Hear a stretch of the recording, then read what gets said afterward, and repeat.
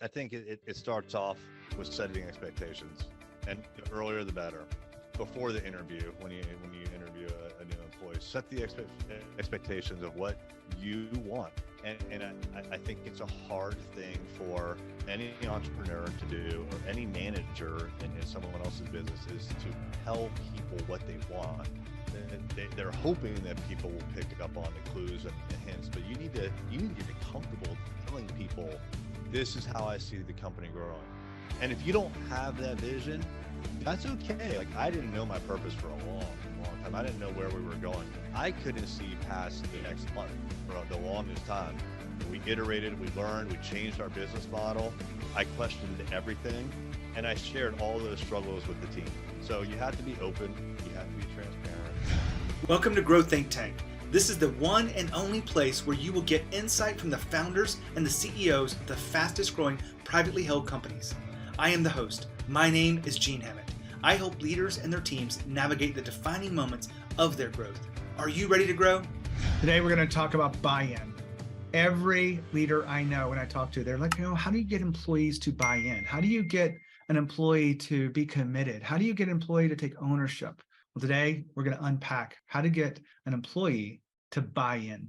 Our special guest today is Erik Olson. He is the CEO of Array Digital. They were on the Inc. 5000 this year. And, we talk about team first, and we talk about the importance of having the right team and about how things change as a company grows.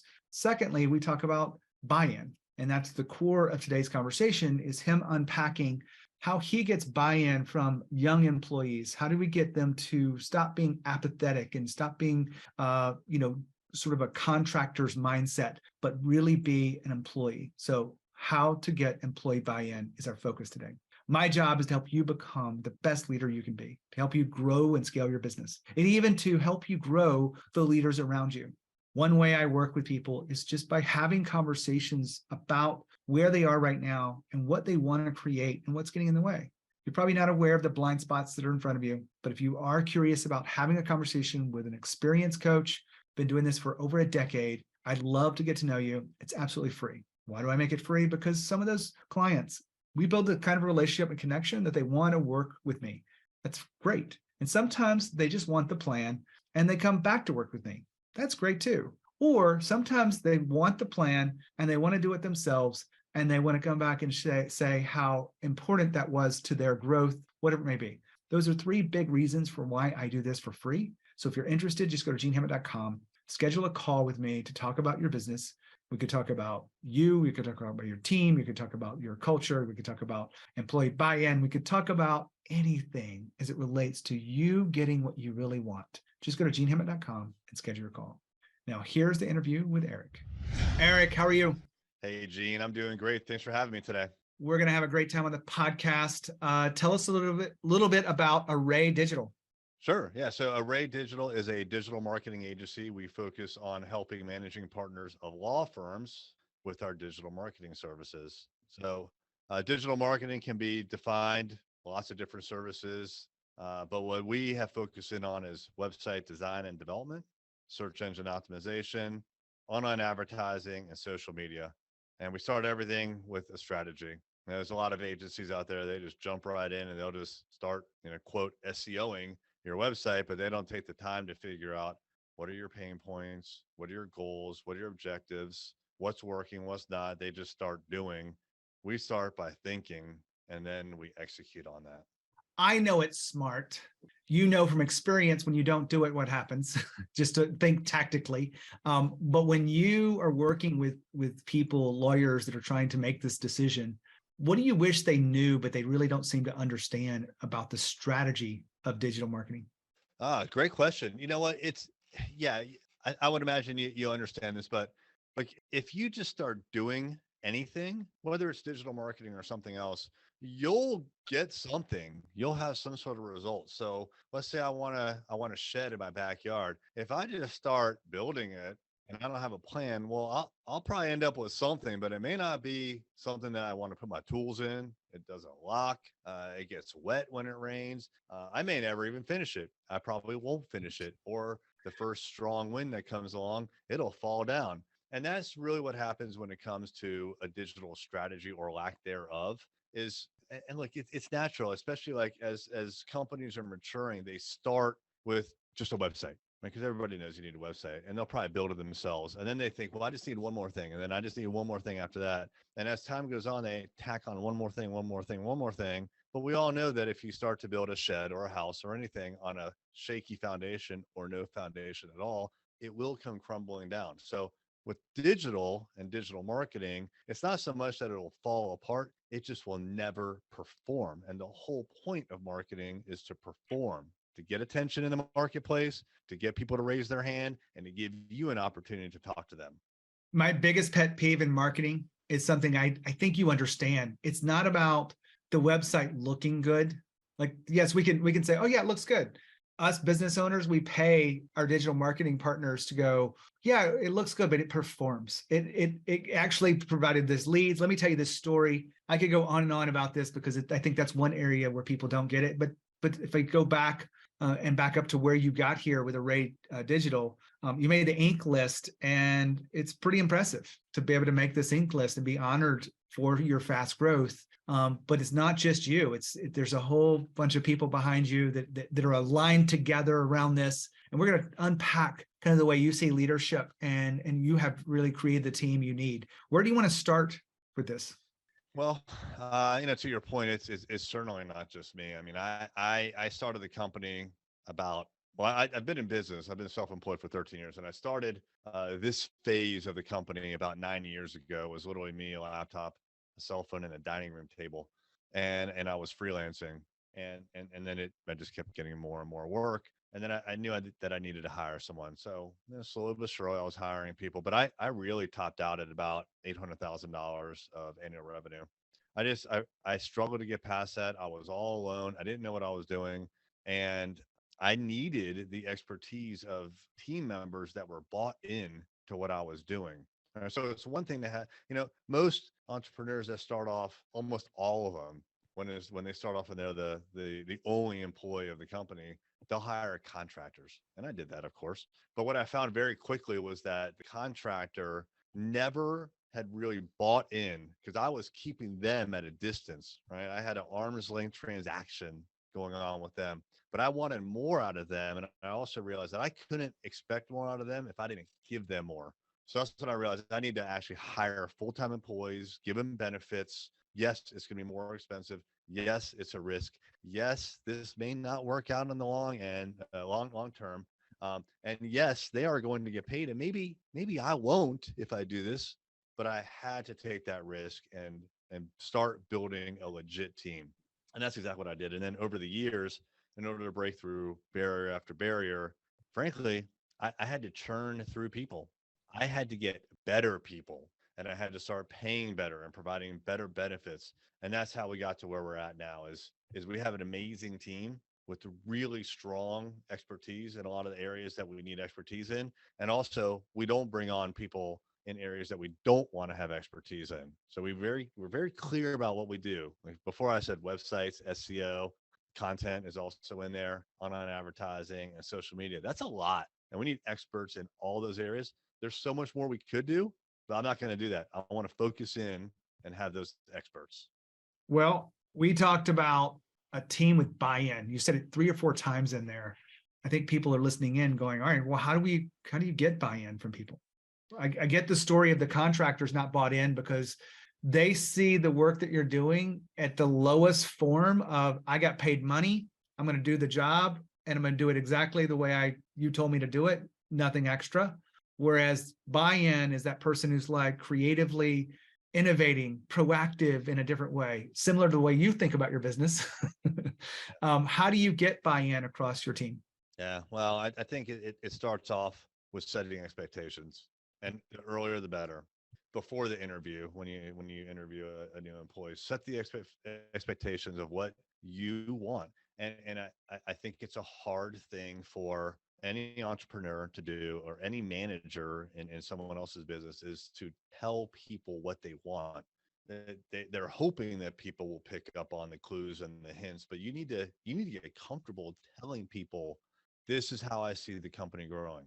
And if you don't have that vision, That's okay. Like I didn't know my purpose for a long, long time. I didn't know where we were going. I couldn't see past the next month for the longest time. But we iterated, we learned, we changed our business model. I questioned everything and I shared all those struggles with the team. So you have to be open, you have to be transparent, you have to be authentic. I know those are all buzzwords in business, but you need to also communicate at a human level with people. You can't just write it in a document, send it out one time and think that people are going to buy into a document. You need to live it. You need to live that whatever you put in that document as far as your vision, your culture, the way you want things to work, you need to say it over and over and over again and then live it day after day after day. And if you start by setting expectations early and then you continue to reinforce that, that's when you start to get buy-in. Now, Erik just said something interesting about setting expectations before the interview. What he really means by that is that when you are going to interview someone, you don't want to tell them that this is the best job in the world and this is the easiest job in the world and that they're just going to be able to come in every once in a while and get some work done. It's going to be just creative and they go home and feel good about themselves. Obviously, you wouldn't describe it like that, but I think you do want to set expectations that, hey, this difficult position here is new and it's going to be a challenge for you to figure out the processes. Are you up to that challenge? Are you up to the long hours? Are you up to failure and the resilience that it takes? When you set expectations firmly up front, you want to make sure that you're repelling the people that aren't a fit for your company and attracting those that are. They're looking for that kind of challenge. I don't think you should gloss this over. I think you should be really clear and direct. Don't make it worse than it is, but don't make it better than it is. It's just my 2 cents. Back to Erik. We're unpacking the magic here of building a team that has buy-in. And I love the what you're talking about here about being transparent, but I think a lot of people don't get that. You ever felt like you were being too transparent with your team? Yes, in particular when they weren't ready or I was not ready to be transparent and I forced it. So what I've noticed has happened several times in the course of this business is that I'll bring someone on who I consider to be a leader or someone who reports to me, and I'll very quickly just kind of dump on them everything that needs to get done, all the things I want to accomplish, and it's always amazing that to me that they don't understand what I'm talking about, where I'm coming from. They have different ideas. We are not on the stage. And as a leader, you have to recognize that it's not their fault. As a matter of fact, it's your fault that you're not on the same page, because these things don't happen the moment they agree to work with you, that you're on the same page. These things happen over time and people come in with different experiences and different expectations and different attitudes, and it takes a long time for you to synchronize with them and gel and get on the same page. You can't do this in a day or a week. Certainly, you can't delegate it or abdicate it to someone else to do it for you. You have to do it yourself. It takes time and energy, and it's not easy. But once you do, that's when the magic starts to happen. When you get past those initial rocky, bumpy start and stops of a relationship, and having employees is no similar than or no different than any other relationship. Once you get past that, that's where the magic happens. When you are talking about transparency, I think a lot of people don't understand the value of that. Can you connect the dots on why transparency creates more buy-in for employees?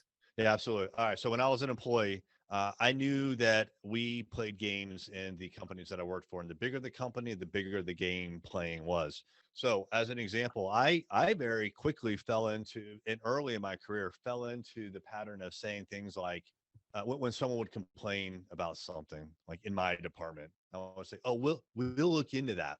Let me translate what that actually meant. What that means in corporate lingo, when someone says, "We'll look into that," that means I ain't doing shit about it.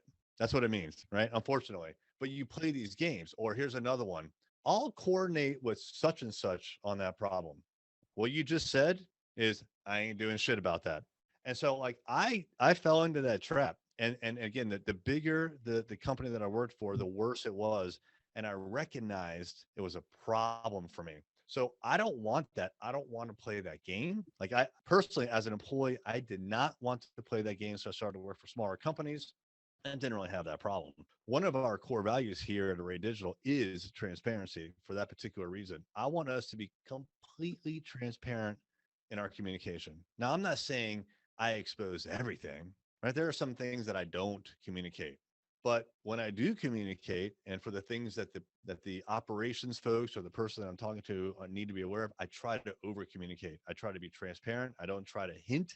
I don't try to sugarcoat it, because they need to understand the truth. But again, to my previous point, when they're ready for it. So you also there's transparency, but you need to also guide people and give them the right information, the right amount of information when they are frankly mature enough for it, and when your relationship is mature enough for it.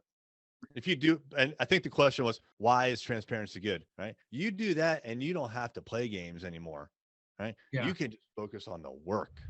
So Erik's been talking about transparency. There's a concept that I've come up with in my coaching that might help you here. It's called the transparency line. I've talked about this many times before, so if you heard me, maybe you need to pick up on something new. But the transparency line is something that we all have, and it moves depending on the subject or where we are in this world. Some people believe that they should be able to share financials with their team, and some people believe that they shouldn't. That's where their transparency line is as it relates to finances. Now, some people believe we only share the true honest thing with our executive team, and everyone else gets, some version that's watered down or nothing at all. That's where your transparency line is.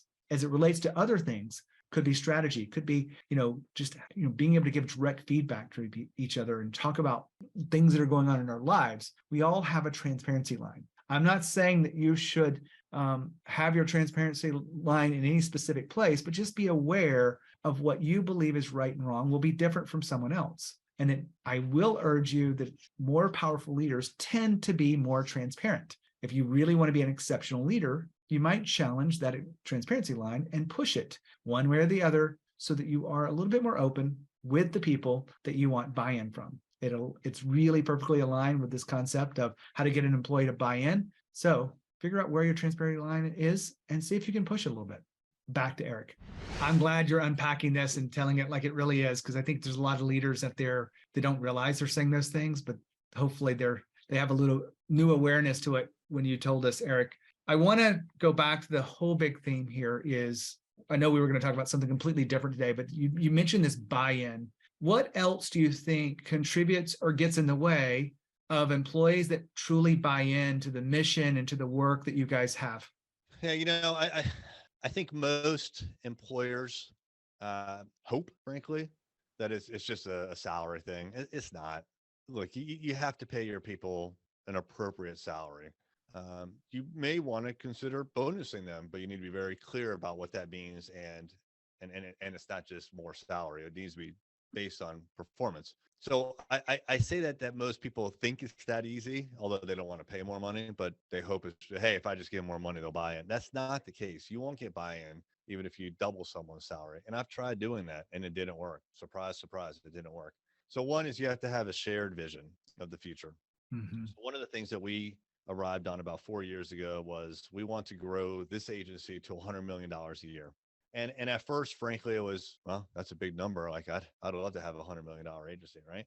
But as we started to hire more people and work with them and grow the team and learn about their personal, professional, and financial goals, we realized this is bigger than just us having a lot of zeros after, the top line revenue on our P&L. It's way more than that. And I'm not saying that's not a big deal. That's a big deal too. But what we're able to do is create unlimited opportunity. So this is what we talk about a lot.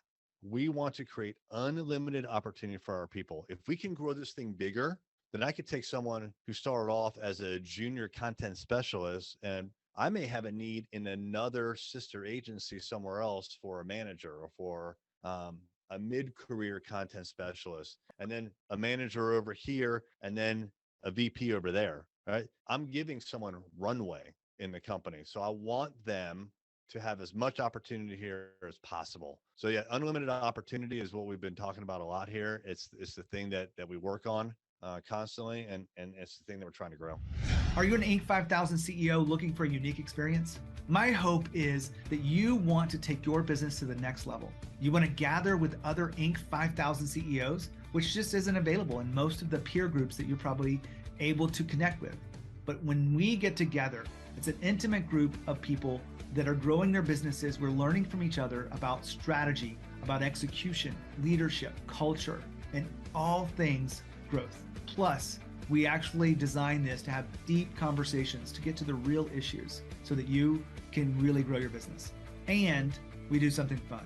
We take time to race Porsche 911s. You'll be paired with a professional driver. It'll be something that you can do that's very different than you've ever done before. Join us for this event. It's invite only, but find out more details at genehammett.com/events. Again, really clear about how important it is for you to connect with your people when you talk about this, Erik. One reason why I do these podcasts is because I want to make sure that everyone's getting the full picture of why companies grow fast. It's not just because they have a good idea. It's not just because they have the right timing in the market. And okay, sometimes those things are very important, but it's because you've taken the time to build a team and, in your words, create this buy-in. Just as we wrap up today, is there a time when you've made mistakes as a leader that you could share with us? And I'm not asking you to bare your complete soul here, but is there something you've learned the hard way that would help us as leaders? Every single day, every day. And actually, one of the things that we started doing early on was identifying mistakes transparently. And that's another thing that happens a lot of businesses. You don't want to call someone out. Like, I actually want everyone to call each other out, and not in a negative way, but like, let's learn what mistakes do we make. And then how do we fix the actual symptom of the problem? And then how do we fix the actual root cause of the problem? So we're constantly evaluating the mistakes that we make, and I'm no different. I constantly think about what could I have done differently to either avoid or ameliorate the situation. Like why, okay, let me just give you an example. Why is it that the client thinks that we're going to do 1,000 man hours of work a week for them when we think it's like 4 hours a week? Like, what? How did this happen? There's a disconnect here. And what I've also learned is that whenever there's any kind of like conflict in my life, on a scale of 0 to 100, I'm never a 0, meaning like I'm not at fault at all. I'm never a 0, and I'm rarely a 100. It's almost always something in between. So if that client expects that we're going to do, what was the number I said, 1,000 hours a week or a day, whatever, a week, I think it was 1,000 hours a week, and we expected it to be 4. Well, I probably should have told them that, right? So we need to always, as leaders, as entrepreneurs, as business owners, find the problems that we're having and extract the gold out of it, extract the lessons learned, and extract the way forward in the future, because you don't want to keep making the same mistakes, right? So address the symptom, fix the root problem, and over time, these incremental changes add up significantly. Well said, Erik. I really appreciate you being here on the podcast, talking about how companies growing fast, how you create employee buy-in. Thank you for unpacking that for us. You got it, Gene. Thanks for having me. Wow, what a great interview. How to get an employee to buy in. Hopefully you took notes. Hopefully you have a little bit of a playbook around transparency and around, really hiring the right people and setting the right expectations. There's a lot to this. In fact, the one thing I like the most is about having a vision that they truly can see and they can buy into that vision. It's not, it doesn't happen by chance. It happens with intention. And are you doing that on a regular basis throughout your company? Well, employee buy-in is an important piece to you getting what you want. If I can help you in any way, make sure you check out some of the free resources at genehammett.com. When you think of growth and you think of leadership, think of Growth Think Tank. As always, be with courage. I'll see you next time.